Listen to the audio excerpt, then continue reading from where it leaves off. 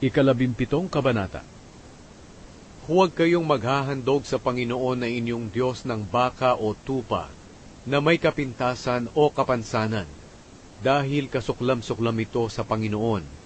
Kung ang isang lalaki o babae na naninirahan sa isa sa mga bayan na ibinibigay ng Panginoon ay nahuling gumagawa ng masama sa paningin ng Panginoon na inyong Diyos, sinira niya ang kasunduan sa Panginoon at sumuway sa pamamagitan ng pagsamba sa ibang mga Diyos, o sa araw, o sa buwan, o sa mga bituin. Kapag narinig ninyo ito, kailangang imbestigahan ninyo ito ng mabuti. Kung totoo ngang ginawa sa Israel ang kasuklam-suklam na bagay na ito, dalhin ninyo ang taong gumawa ng masama sa pintuan ng lungsod, at batuhin hanggang sa mamatay. Pwede lang patayin ang tao kapag napatunayang nagkasala siya sa pamamagitan ng patutuo ng 2 o 3 saksi. Pero kung isa lang ang saksi, hindi siya pwedeng patayin. Ang mga saksi ang unang babato sa taong nagkasala, at susunod na babato ang lahat ng tao. Sa pamamagitan nito, mawawala ang masasamang gawa sa inyong bansa.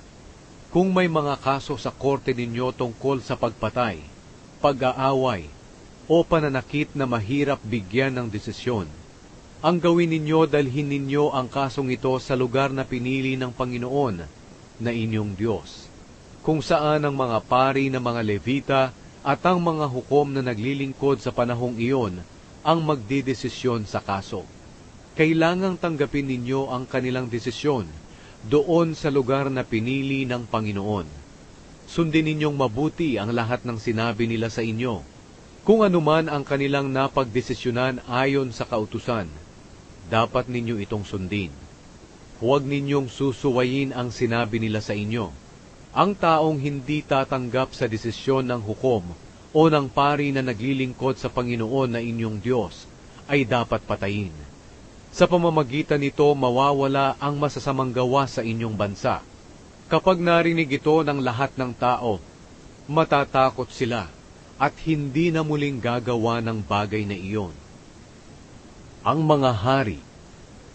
Kapag nakapasok na kayo sa lupaing ibinibigay ng Panginoon na inyong Diyos, at maangkin na ninyo iyon at doon na kayo manirahan, sasabihin ninyo, pumili tayo ng hari na mamumuno sa atin, katulad ng mga bansa sa palibot natin.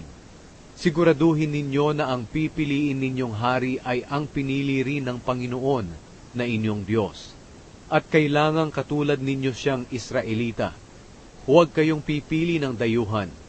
Hindi dapat mag-ipon ng maraming kabayo ang hari ninyo, at hindi niya dapat pabalikin sa Ehipto ang mga tauhan niya para bumili kayo ng mga kabayo.